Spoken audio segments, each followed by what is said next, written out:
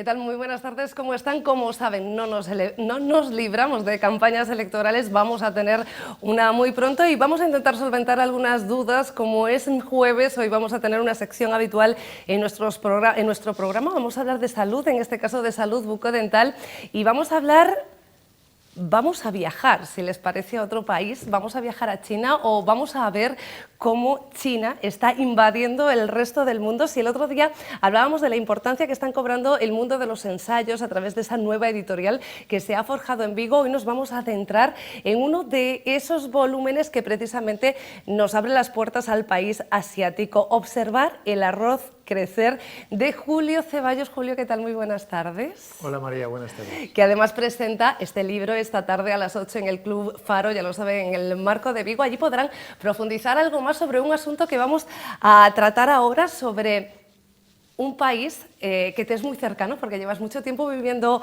ahí, que nos explicas en este ensayo, que enseguida hablamos, que es sin duda... no sé cómo decirlo, un desafío, creo que es la palabra que tú utilizas. Estaba buscando si lo tenía apuntado en la chuleta, pero no. La cuestión es que ese desafío es una oportunidad o es una amenaza, pregunto. Es una amenaza si no lo comprendemos, empezando por ahí, ¿no? Y dará miedo en tanto en cuanto no seamos capaces de convivir con esa nueva realidad y de competir con ella. Pero es una oportunidad para los que somos optimistas y en especial para los que nos dedicamos a hacer negocio con China y con los chinos. Tened en cuenta que Xi Jinping, la República Popular de China, se ha propuesto ser primera potencia económica mundial para el año 2035. Eso significa que tienen que duplicar su renta per cápita. Claro, toda esa masa de chinos entrando en la clase media, ascendiendo de capacidad adquisitiva y entrando en la clase media, significa que el mercado chino va a duplicarse prácticamente en los próximos 10 años, y esa es una muy buena oportunidad de negocio. Lo cierto es que esa progresión ascendente la llevan con fuerza, porque hace 40 años necesitaban ayudas internacionales y de repente ya son casi la primera potencia mundial, ¿no? Sí, el crecimiento económico que ha experimentado China en los últimos 40 años no tiene precedente en la historia de la humanidad. Se habla, por eso, de milagro económico chino, cuando en realidad no tiene nada de milagroso. Es una mezcla de el esfuerzo de cientos de millones de chinos a lo largo de décadas, decisiones largoplacistas y estratégicas eficaces por parte del gobierno de Pekín, y esto suele pasar desapercibido, pero hay una pequeña fracción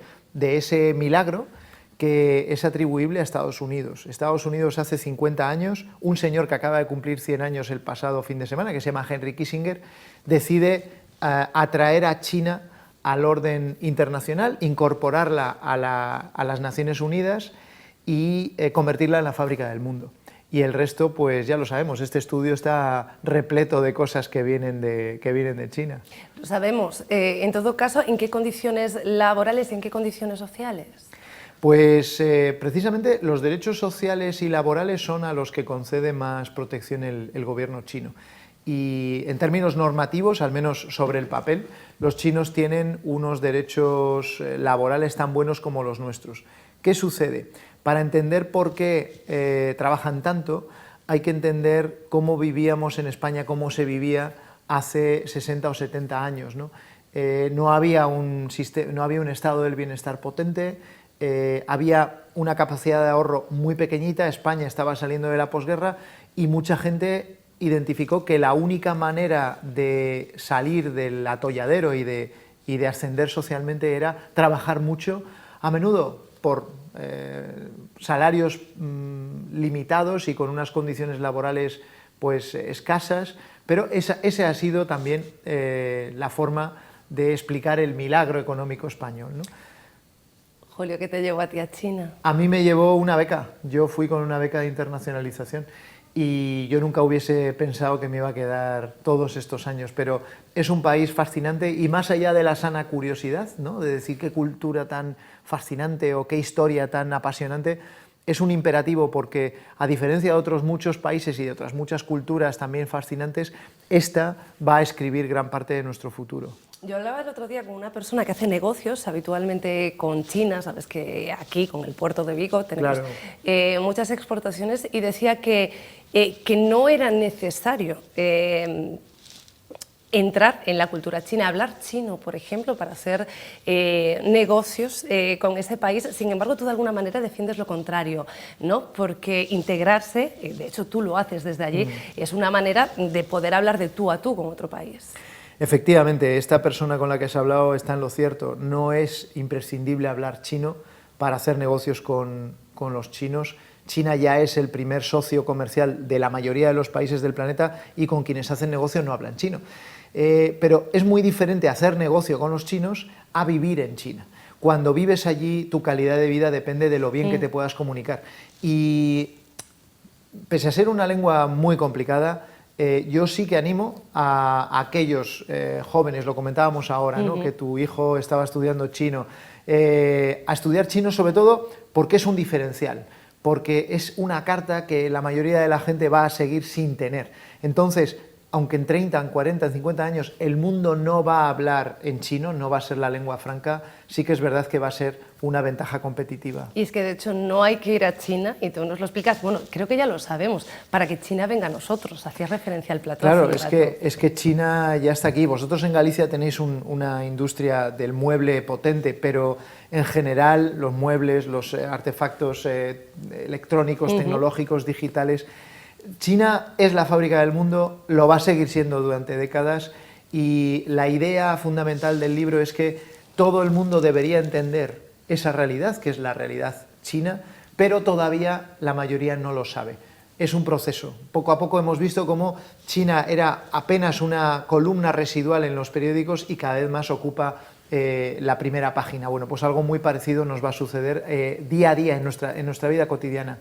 Julio, lo decíamos antes, de hecho yo medio me refería yo a los espectadores. Nosotros la semana pasada entrevistábamos aquí a unos jóvenes que acaban de montar una editorial en Vigo que solamente se dedica a los ensayos. Ellos defendían el atractivo del ensayo hoy en día precisamente para eso, para conocer el mundo, ¿no? Un libro que no solamente habla de datos, sino que mezcla la historia con historia personal, incluso con consejos prácticos, ¿no? Con observaciones, en este caso de ti, de una persona que lleva 17 años incorporado en ese país y haciendo negocios con ese país. ¿Cómo se te dio a ti por el ensayo? Yo he elegido el ensayo por un motivo, porque yo creo que es la manera más fácil de explicar de manera terrenal, de manera pedestre, de manera muy cercana, cómo es una realidad tan diferente a la china.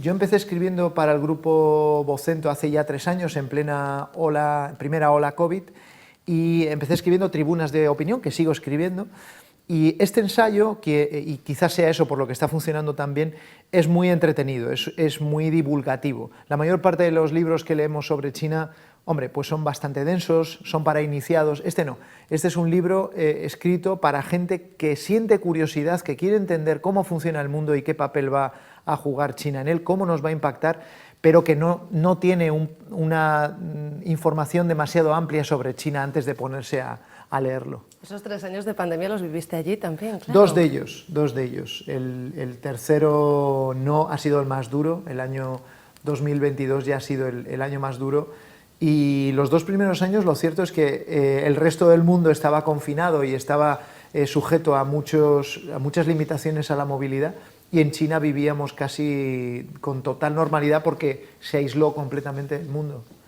Era bueno, fue extraño, ¿no? Cuando veíamos de lejos al país asiático y decíamos, ¿qué estará pasando en China?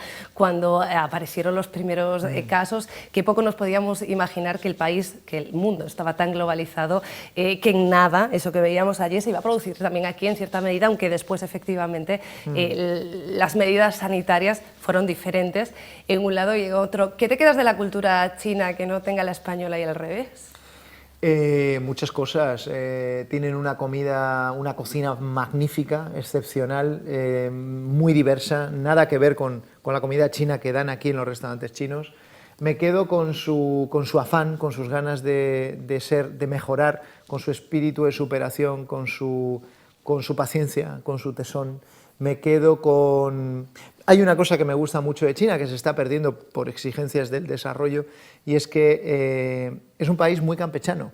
Es un país... Esto cuesta creerlo, ¿no? Con la imagen tan gris y tan antipática que No, todo lo proyectan. contrario. A mí lo que me parecen son como demasiado formales, ¿no? Demasiado Claro, claro. elegantes en el trato, por decirlo de alguna manera. Pues no, China es un gran salón de estar, es una ¿Sí? gran, sí, es una gran romería, donde la gente, al cabo de muy poco, no de primeras, pero al cabo de muy poco, pues acorta distancias, es gente bastante entrañable. Y, oye, uno no se queda tantos años donde le han tratado mal. Está claro. Mi experiencia, como la de la mayoría de los occidentales que hemos pasado por allí, ha sido muy buena. Me queda la segunda parte de la pregunta. ¿Qué es lo que echas de menos de aquí, allí? Hombre, echo de menos la diversidad, el pluralismo. Al final, que allí haya un pensamiento único es muy bueno para cohesionar a la sociedad, que no está fragmentada, y para orientarles en pos de una misma meta, que es el gran plan de China, ¿no? Son muy eficaces en ese sentido. Pero poder ir a un parque y sin necesidad de que haya demasiada presencia policial, demasiadas cámaras, haya alguien tocando un instrumento, una serie de parejas besándose, un grupo de amigos, o sea, ese caos amable que fluye de una manera intuitiva y de una manera mansa y pacífica, yo sí que lo echo en falta en Chile.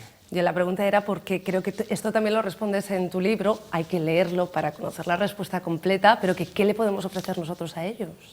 Muchas cosas, este es un país formidable. Yo siempre digo que el Tour de Francia o la Vuelta a España no la gana el ciclista que más etapas ha ganado. Es más, puede ganar esa prueba quien no ha ganado una sola etapa, pero ha quedado siempre, es el premio a la, ¿cómo se dice?, a la regularidad. ¿Sí?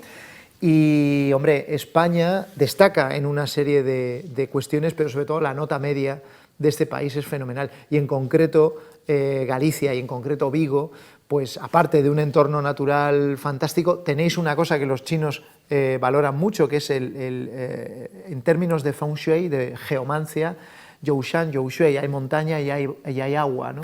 Tenéis la bahía, tenéis el mar, tenéis el río, tenéis las montañas, tenéis lo verde, tenéis lo azul, tenéis una comida fantástica. Ellos son grandísimos enamorados del marisco, del pescado. Entonces, aparte de la comida, hay mucha historia, hay muchas tradiciones, hay una cultura muy arraigada de raíces celtas, hay además una economía vibrante, o sea, aquí hay empresas que ya están haciendo negocio en China, y Vigo es un puerto de primera categoría, o sea que son muchas las cosas que le podemos ofrecer. Julio, por esto ya te quieren todos los vigueses, eres consciente, ¿verdad? Ojalá. Solamente por esta última intervención. Con todo, si quieren quererlo de verdad un poco más cerca, si quieren ver su libro, si quieren incluso que lo firme, va a estar esta tarde a las 8 en el Club Faro, ya lo saben, en el auditorio del Marco de Vigo, y allí podrán hablar más sobre observar el error crecer. Julio, xie, muchas gracias. Puyón. Y ustedes no se me muevan, porque si quieren viajar a China o a cualquier otra parte del mundo, si tienen pensado hacerlo en torno al 23 de julio, aquí algunos consejos. Si tienen un viaje programado para el 23 de julio, pueden votar por correo. El plazo para solicitarlo se abre el martes 6 de junio, la próxima semana. Pero sepan que votar por correo no exime de estar en una mesa electoral. Es más, si les llaman para formar parte de una mesa en un colegio electoral, tienen que acudir. El viaje no es excusa, salvo en contadas ocasiones como compromisos familiares, y es la Junta Electoral de Zona quien analiza caso por caso. Eso sí, dice la OCU que podremos recuperar el dinero de la reserva, algo que nos confirma Rodrigo Lagoa, el gerente de Travels Makers, que en todo caso, para este o para cualquier otro imprevisto, recomienda siempre un seguro de viaje. Pues son muchas las cosas que te pueden pasar, desde propias como ajenas, es decir, una enfermedad o ingreso hospitalario tuyo, de un familiar de primer grado, pues que tengas un accidente con el coche. Hay muchas cosas que pueden pasar antes de un viaje que pueden trastocarlo, y estar cubierto ante eso me parece como... No cree Lagoa, en todo caso, que esta cuestión vaya a amilanar a nadie a la hora de contratar un viaje. No tengo el porcentaje exacto, pero me imagino que convocados a una mesa electoral va el 0,0001% de la población, con lo cual no es algo que ni mucho menos vaya a afectar a la velocidad la reserva. Yo no creo que nadie deje de comprar un viaje por si le toca o no le toca mes electoral. Las elecciones son solo una jornada, el recuento sí puede durar hasta la madrugada. Continuamos y empezamos ya a hablar de salud.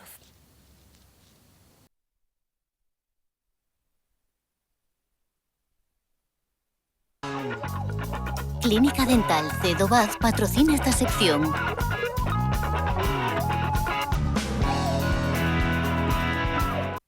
Decía, hablamos de salud, ya lo verán, y lo hacemos con Cristian Tocampo. Cris, ¿qué tal? ¿Cómo estás? Muy buenas tardes. Hola María, ¿qué tal? Estamos, no sé si es el día o es la semana donde está el Día Mundial Sin Humo. Vamos a hablar de cómo afecta el tabaco a nuestros dientes, o peor aún, cómo afectan los vapeadores, que están mucho menos estudiados. Bueno, ya han salido estudios, pero bueno, sí que es verdad que los vapeadores es una herramienta o una forma de fumar que está muy introducido en los jóvenes, ¿no?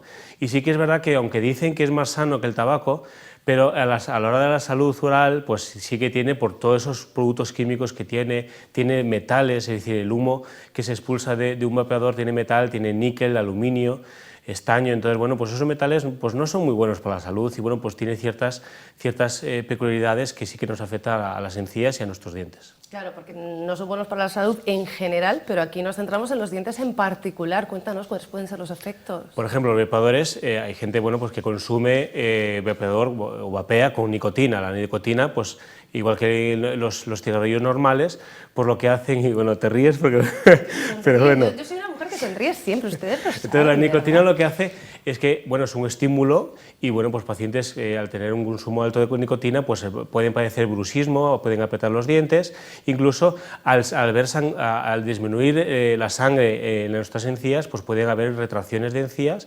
Por eso los pacientes dicen que los que fuman y los que consumen nicotina dicen que sus encías no sangran. Es por la vasoconstricción que produce esa nicotina. Entonces, bueno, pues puede producir esa retracción de encías, inflamación de encías, y, bueno, pues las encías se retraen y pueden haber sensibilidad.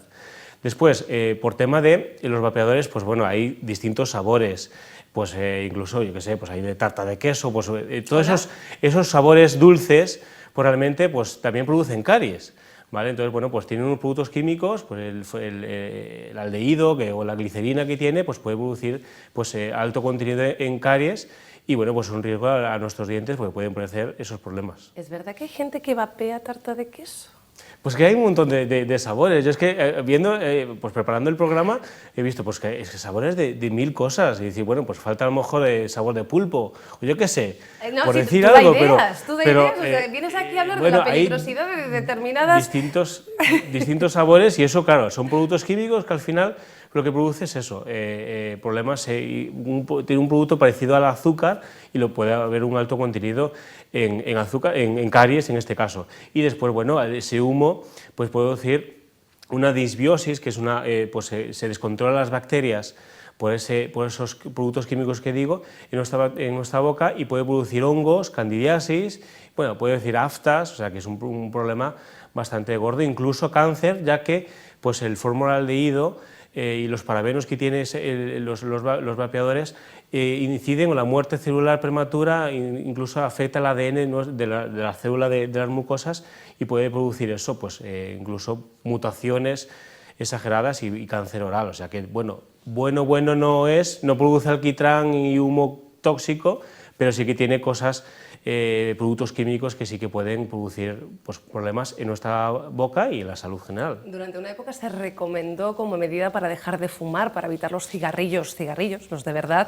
Está bien, entiendo, bien relativo, como mal menor, como medida de paso a dejar de fumar, pero no para quedarnos ahí y seguir fumando, ¿no? Vapeando en este caso. Yo creo que es una medida buena, sobre todo pues ahí tú puedes a lo mejor dosificar la dosis de nicotina. Yo creo que sí, es un remedio frente a los chicles de nicotina y a los parches. Yo creo que es una manera de dejar de fumar, pero ahora en los jóvenes cada vez, y yo por ejemplo estoy en el ámbito universitario, todos mis alumnos del máster están fumando esos IQOS que se llaman, o esos vapeadores, y es que ya el pitillo parece que lo han dejado un poco, y están con esa moda. Yo creo que es una moda que al final va a haber una repercusión a largo plazo. A corto plazo todo funciona, hay que ver si a largo plazo eso que esos productos químicos que nuestro cuerpo no está acostumbrado a esa glicerina y a todas esas cosas raras que tiene ese líquido famoso, pues puede repercutir en algo más que no solamente sea en nuestros dientes, ¿no? Eso el tiempo lo dirá y los estudios están ahí, pero sí que hay que decir que los adolescentes hay un consumo excesivo de este tipo de productos. Pues ya lo saben ustedes, vigilen a sus adolescentes, que tengamos cabeza a todos. Cristian Docampo, muchísimas gracias, como siempre. Pues nada, estaremos el miércoles que viene con más noticias. Por supuesto. Y ustedes no se me vayan todavía porque tengo aún un consejo que darles. Muñoz, Centro Ortopédico, ortopedia de referencia en Vigo. El objetivo de esta clínica es siempre mejorar la calidad de vida de sus pacientes, diseñando y fabricando productos ortopédicos con las técnicas y tecnologías más novedosas. Si buscas una clínica ortopédica con el mejor asesoramiento, Muñoz, Centro Ortopédico, cuenta con profesionales que le harán sentir como en casa.